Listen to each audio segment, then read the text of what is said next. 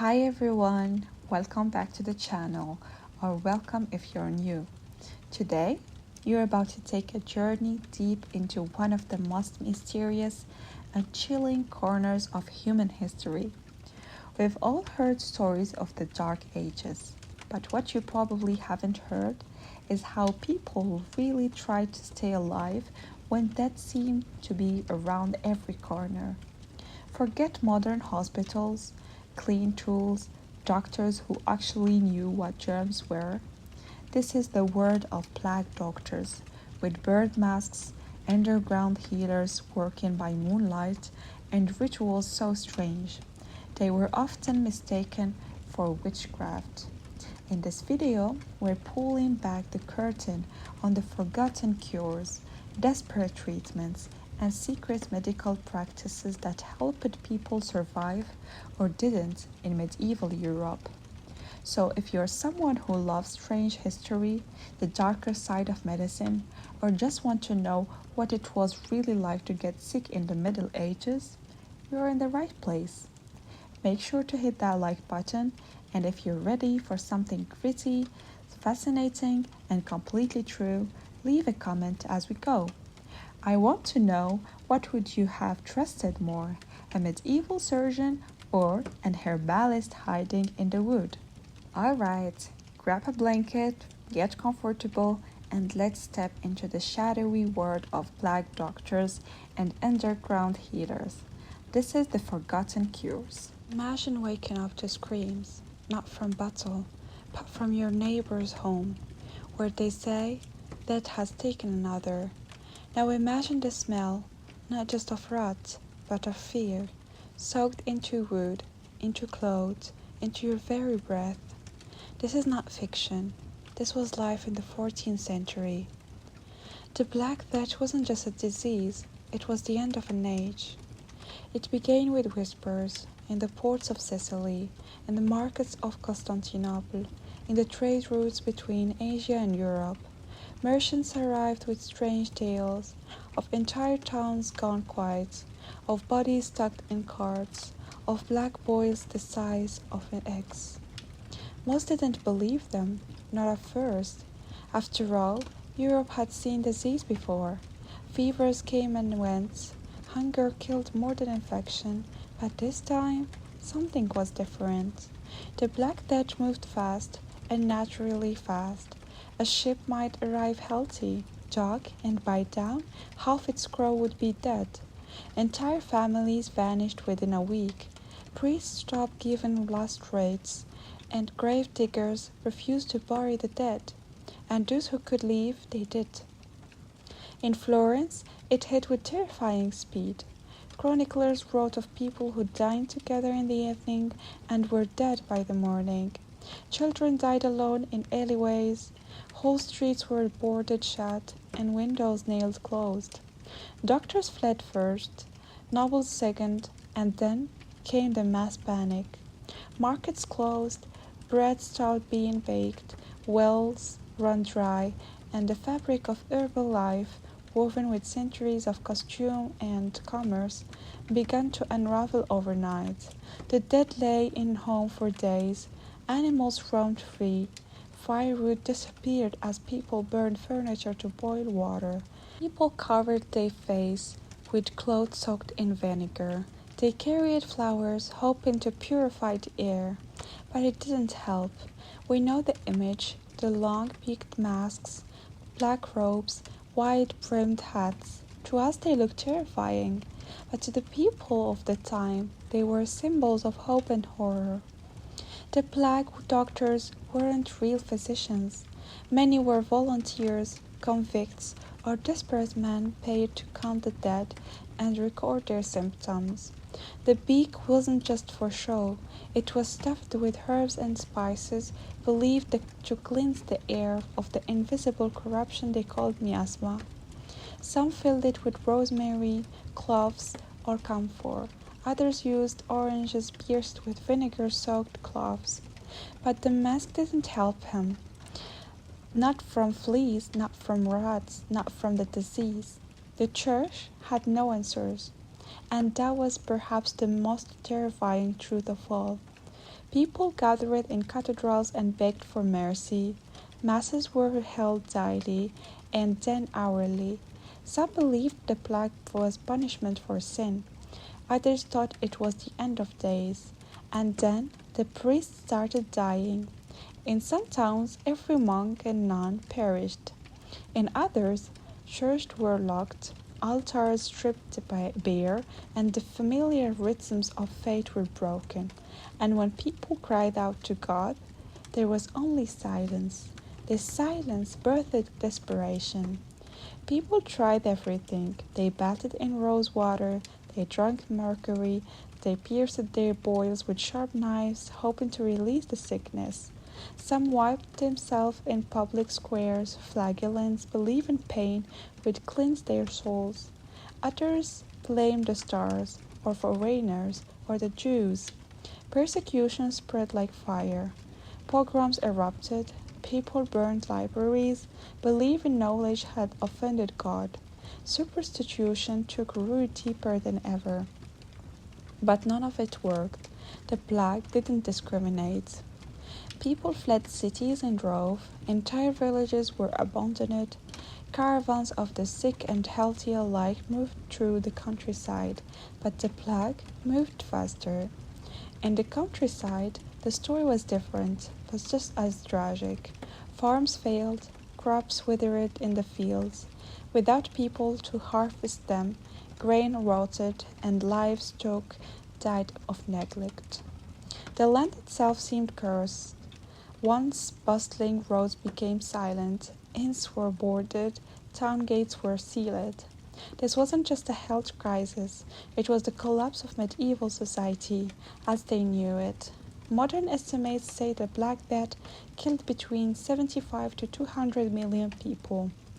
In some cities, up to 60% of the population vanished, but numbers can't speak the whole truth. What matters more is the silence left behind. The mother who buried her children and never spoke again. The monk who wrote the dead in a ledger, until he, too, died mid-sentence.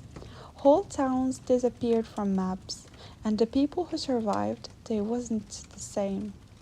In this chaos, one group began to rise, quietly and carefully. They didn't wear masks, they didn't carry titles, but they had knowledge, passed down through generations, written in secret books, whispers of remedies, tales of herbs, stories of healing. They were the midwives, the herbalists, the cunning folk, often poor, often women. They moved through towns in secret, tending to the sick, offering tonics, salves, prayers. They were called witches by some and angels by others, and they had no protection except what they carried in their hands. By 1353, the first wave of the plague had passed. Europe looked in the mirror and saw a stranger. Families were gone, castles stood empty, fields lay fallow, but in the shadows something new was growing, a quiet rebellion against fear, ignorance, and silence. The underground healers who had survived were now respected. A few even sought after. Their secrets, their mixtures, their rituals began to spread. And though history didn't record their names, it remembered their legacy. This was how it began, not with medicine, not with science, but with chaos and whispers. The rise of the plague wasn't the end, it was the beginning.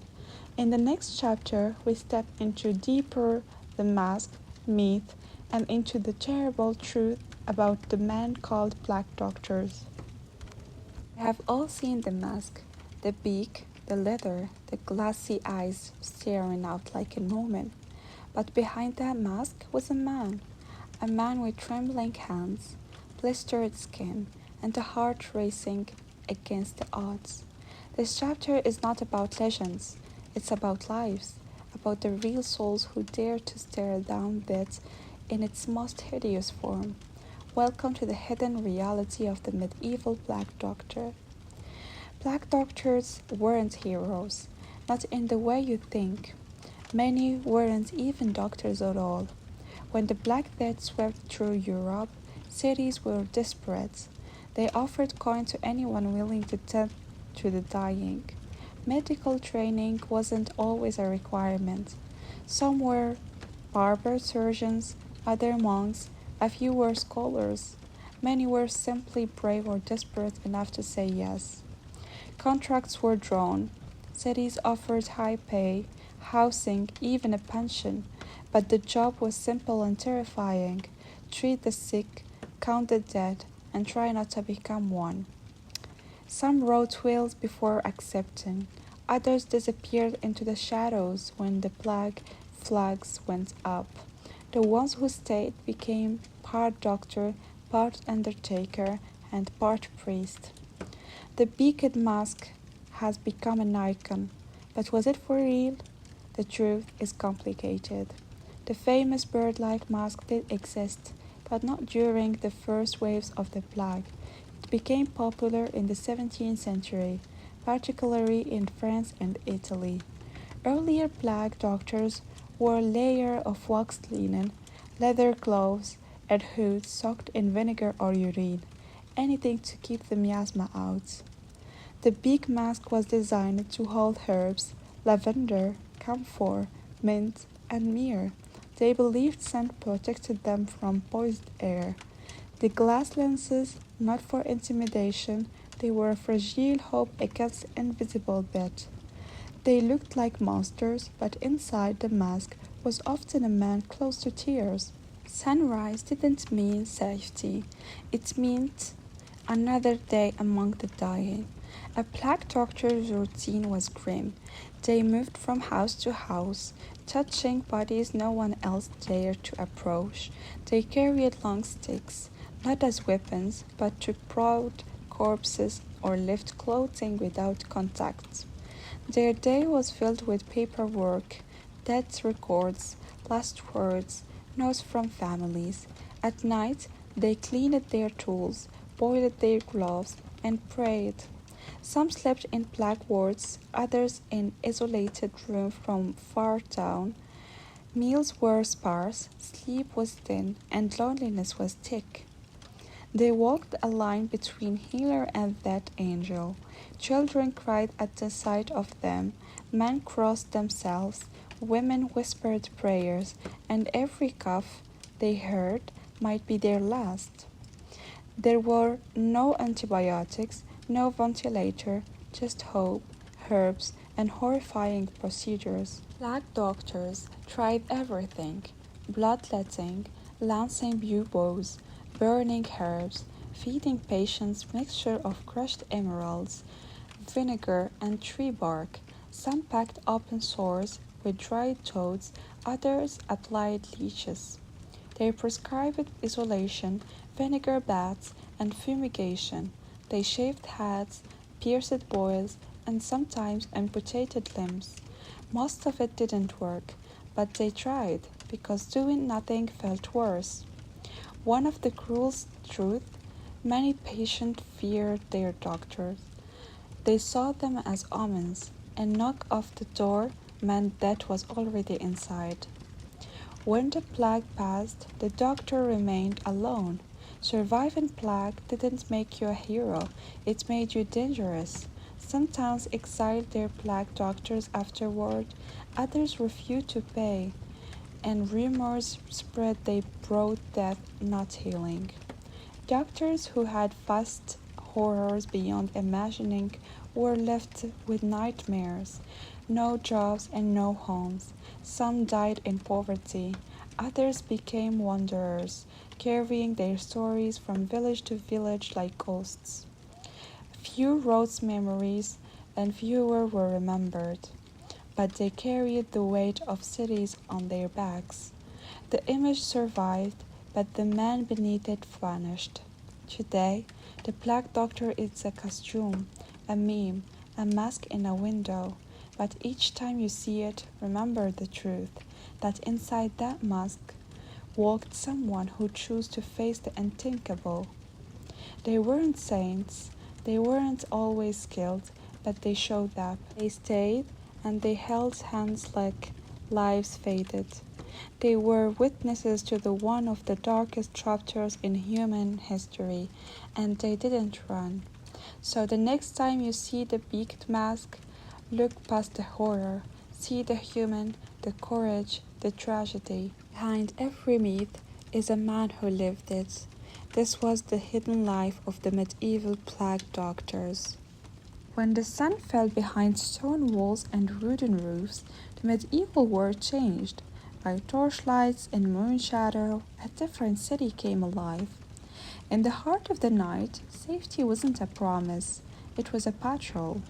Welcome to the grim underworld of medieval cities, where thieves, murderers, and wars crept through lies, and where one desperate institution rose to stop them. Before streetlights, before police stations, night meant danger. Medieval towns were not built for nighttime safety. Streets were narrow, twisted, and often unpaved. There were no lamps, no glowing signs, no glow from windows. When night fell, it fell like a curtain, thick, silent, and absolute. For the common folks, the darkness was more than inconvenient, it was terrifying. Crime thrived in the nights, muggings, house breaks in, kidnappings, even murder. People whispered of gangs that roamed after dusk, and figures cloaked in silence that moved like shadows. Locks were weak, doors were wood, windows were gaps. The wall of a home could not always hold back the wicked. The law was asleep. Justice had no night shift. What kinds of crimes? All of them, and worse. Petty theft was constant. Purses were cut from belts, bread stolen from stalls, rings yanked from fingers. But deeper in the alleys, far from the town squares, there were worse things: assaults, abductions, secret killings. Many crimes were never reported. Victims feared retribution, or they lacked the money to bribe officials. Women were especially vulnerable. Night travel was nearly forbidden for them. A woman walking alone after dusk was either foolish or doomed. City walls kept armies out, but they couldn't keep evil in. So they built a new kind of wall, one made of man. As fear gripped cities after sunset, communities began to organize. At first, it was informal. A few brave men, volunteers, armed with clubs and lanterns, they patrolled the streets, knocking on doors and shouting curfews. Soon, towns formalized it. The night watch was born. They were not soldiers, they were not police, but they were something in between. Chosen from the able-bodied, often conscripted, rarely trained. Sometimes criminals were made watchmen as punishment. Irony walked with them. Each night they lit the lanterns, rang the bells, called the hours, 10 o'clock, and all is well. But often all was not well. To walk the streets at night was to walk the edge of blade. Watchmen were easy targets. They were few, criminals were many. Most were poorly armed, often alone. They faced knives, fists, even pitchforks.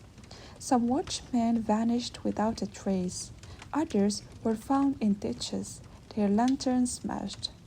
There were also false watchmen, criminals posing as guards to lure victims. Corruption seeped into the ranks. Some were bribed, others turned to crime themselves. To wear the mark of the watch was both horror and invitation. Medieval justice didn't always make sense.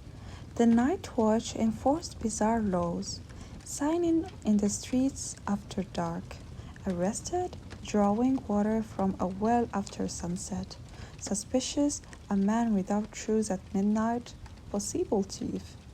They inspected houses for unlawful guests, spied on lovers, dragged beggars into holy cells. If you had no fire burning in winter, they assumed you were hiding something. And punishments? Swift, stocks, whipping, fines, branding, occasionally a hanging tree. The tools of the night watch were primitive but potent. Lanterns of animal fat and glass, wooden rattles to raise alarm, long staffs, sometimes dogs. But their real weapon was fear. The watch used intimidation to control the dark. Loud footsteps, heavy clocks, harsh voices. They knocked on doors not to ask, but to command. And yet, behind that noise was often a trembling hand. Many feared the dark, but some were imprisoned by it. Women were forbidden from many streets at nights. Children were locked indoors. Curfews chained the poor to the corners. If your work ended after dark, you might sleep where you stood. The night watch didn't protect everyone equally. Wealthy districts got more patrols. Poor ones got more punishments. Bias ruled the lantern glows.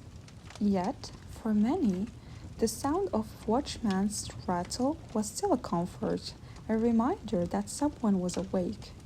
For these wandering guardians, an idea emerged. The night watch was the seed of something larger. Over centuries, their patchwork patrols became city guards became constables, constables became police. But it all began here, in the narrow, torch-lit streets of the medieval world, a world where darkness ruled and courage walked alone. They were not heroes, not always, not all, but they stood where others fled. In the age before alarms, before sirens, before justice had a uniform, there were men with lanterns. The streets never slept, and neither did the shadows. But somewhere out there, walking slow and steady, someone whispered, "All is well." In the medieval world, illness wasn't just feared, it was believed to be a message from the divine. When the plague came knocking and fevers gripped villages, healing wasn't science, it was sacrifice. Welcome to the shadowed corridors of medieval medicine, where bloodletting met belief, and that was a patient waiting in every room. To understand the medieval body was to believe in the balance of fluids. The backbone of medieval medicine was the theory of the four humors: blood, phlegm, black bile, and yellow bile. Health wasn't defined by germs or viruses, but by balance or imbalance of these mysterious fluids. Illness, they believed, was an internal war between the humors. Too much blood, you were feverish, rush prone, and possibly mad. Too much bile, melancholy would grip you like a noose. The cure restored the balance. But how? They opened veins like unlocking a door for demons. Bloodletting was one of the most common treatments. Physicians used knives, cups, or leeches to draw blood, sometimes by the pint. Entire towns smelled of iron and rot during plague years. Barbers were the surgeons of the streets, known as barber surgeons. Their red and white poles, a symbol of blood and bandages. Leeches lathered in balls before being placed on skin. They fed slowly, methodically. For some, it was a relief. For others, it was the beginning of a slow fade into unconsciousness. But the bleeding didn't stop there. Hemorrhoids were burned, ulcers were pierced, boys were sliced open with rusty blades, and sometimes rinsed in wine. Sometimes not at all. To heal the body, you must first purify the soul. The church held immense power over medicine. Illness was often seen as divine punishment, a result of sin. Confession was as critical as any herb. Monasteries held the first hospitals, not for cure, but for comfort. Priests whispered prayers over the sick. Holy relics were touched to the skin. Pilgrimages were prescribed like pills. It was said that a trip to the shrine of a saint could cure blindness, lameness, even death itself. But behind the incense and chants was a darker truth. Many treatments were denial of earthly pain in hope of heavenly reward. Mortality rates unspoken. The dead were buried quickly, sometimes with prayer, often with lime. Not all healers wore robes. Some wore aprons, and others wore suspicions like a shroud.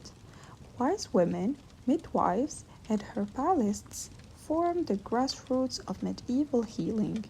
They worked in forests and kitchens, collecting plants that whispered secrets, wormwood for fevers, lavender for sleep, comfrey for wounds. They created poultices, teas, and salves with ancient knowledge passed by mouth, not manuscripts. But their power made them targets. In many villages, the line between healer and witch was drawn in panic. Spells were mingled with science, amulets hung on necks, incantations occupied compresses, and healing was a ceremony as much as a cure. Your fate wasn't in your blood, but in the constellations. Astrological charts were tools of diagnosis. A physician would not treat you without consulting the stars. Was Mars in retrograde? Then avoid surgery. That the moon was full, time for a tonic. Alchemy also played its part. The idea of transmuting base metals into gold extended for the body, trying to turn sickness into strength. Strange elixirs brewed as smoky back rooms. Mercury was drunk. Sulfur was inhaled. Lead, ironically, was considered healing. Some recovered, some died. All were part of the experiment. In 1347, death rode ashore and never left. The Black Death killed 1/3 of Europe's population in just a few years.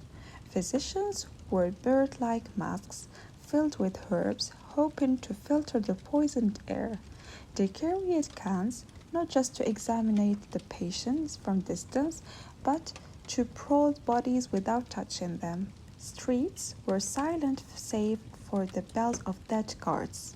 Mass graves opened daily, and doctors quit, priests fled, families locked their own inside. Treatments including burning aromatic roots, bathing in vinegar, and, if all else failed, flagellation, public wiping to prove penitence. But nothing worked. The plague had no interest in prayers. Steel met skin without mercy. Surgeons worked in an open air. Amputations were swift and brutal. Dislocations receded by force. Tools were primitive saws, knives, hooks. Pain was expected. Screams were background music. Anesthetic, a prayer and a stronger drink. Maybe a bite of leather. Infections were rampant. Limbs were lost. And yet survival meant strength. A man who lived through surgery was honored, a woman almost mythical. In ink and candlelight, a new medicine stirred. By the late medieval period, universities began to teach medicine. Ancient texts by Galen and Hippocrates were rediscovered. Anatomy was debated, dissections became spectacles. But superstition clung on. Professors still taught astrology alongside anatomy. Church doctrine dictated which organs could be studied and how. Still, a seed had been planted, a future was imagined, and medicine would evolve. But for the common man of the 14th century, that future was too late. They fought death with bleeding hands and whispered charms. They stitched wounds with hope and treated fevers with prayers. They didn't understand the body, but they tried. And in the shadow of pestilence, in the candlelight corners of monasteries, the medieval world waged its quiet, bloody war against the inevitable. And sometimes, just sometimes, they won. In the silence of candlelight crypts, healing crossed a line between faith and fear. This is the side of medieval medicine the Church warned you about. From relics soaked in blood to potions brewed with human bone, welcome to the world of forbidden healing, where mercy wore a mask of heresy. In the darkest corner of medieval Europe, medicine turned to the dead. Some healers believed that parts of the human body could carry life-saving power, especially when taken from someone recently deceased. Powdered skull was prescribed for epilepsy. Ground mummy flesh imported from the East became a black market cure-all. This was called corpse medicine, and it was far more common than people dare to admit. Doctors collected blood from freshly executed criminals, believing it carried vitality. Patients drank it warm. Skulls of suicides were specially prized, thought to hold spiritual power. These practices weren't just the realm of sorcerers. Royal physicians wrote of them, nobles demanded them, the dead were seen not as gone, but as the medicine waiting to be harvested. What if the bone of a saint could stop your fever? Across Europe, churches hoarded holy relics, fingers, toes, teeth, even entire skulls of canonized saints. These were not just revered, they were used. Sick pilgrims lined up to touch the reliquaries. Some kissed the containers, others drank water that had bathed the relics. It was called virtus, divine energy flowing from the sacred into the suffering. But not all relics were real. An underground trade emerged, selling fake scent bones or even regular bones disguised as divine. Some relics were stolen in holy heists by rival monasteries. Miracles were currency, and the church banked heavily. Whether they healed or not, people believed, and belief in an age of suffering was sometimes the strongest medicine of all. Knowledge was too powerful to be written, but it was, and it survived, hidden behind monastery walls and inside ancient libraries were books not sanctioned by the church, grimoires, tomes of healing that combined herbs with enchantments, body with spirit. The Book of Secrets was one such text describing rituals to invoke healing spirits. The Picatrix, translated from Arabic, blended astrology and medicine. These books taught how to mix human and animal ingredients, how to speak the names of ancient powers for healing. To own such a book was dangerous. To use it was heresy. But midwives, scholars, and desperate physicians sometimes turned its page when all else failed. Knowledge is a hunger, even when it comes with fire. To heal too well was to invite suspicion. Women who cured ailments others couldn't, midwives who saved infants, herbalists who soothed madness, often found themselves accused of witchcraft. It was said that if you could cure with a word, you could kill with a wand too. The line between healer and witch was thin and too dangerous. Trials were held, women were tortured into confessions, herbs became evidence, a charm found beneath a bed was proof enough. But even in fear, healing continued. Mothers taught daughters, recipes were whispered in kitchen and fields. The healer's work, both sacred and cursed, never truly stopped. Some healers went further, calling not just on herbs, but on the dead themselves. Necromancy, The forbidden art of speaking with the dead was condemned by the church, but it lingered in whispers. Some believed that through rituals and the right incantations, a healer could consult the deceased, not to summon spirits, but to gain their knowledge. Ancient physicians, dead saints, murdered healers, their wisdom they believed and could be borrowed. In some chambers, under eclipsed moons, strange ceremonies were held. Candles flickered, bones were arranged in circles, and a voice would ask, "What must I do to save the living?" Whether anything answered, that remained between the healer and the dark. When the medicine failed, they blamed demons, epilepsy, madness, tremors, all seen as signs of possession. The body, they thought, was no longer your own. So the exorcists came, priests armed with holy water, crosses, and verses. The rituals were violent. Some patients were tied down, some were beaten, others starved for days to weaken the demon. This was medicine, too spiritual surgery. The soul had to be healed, even if the body suffered. And sometimes, when the screaming stopped, they believed the sickness had gone. To know the body, you had to open it, but to open it was a sin. Dissection was forbidden by many church authorities. The human body was sacred, even in that, but some physicians couldn't look away from the mysteries within. They turned to criminals, executed bodies, fresh corpses smuggled from gallows and graves. In secret rooms they cut.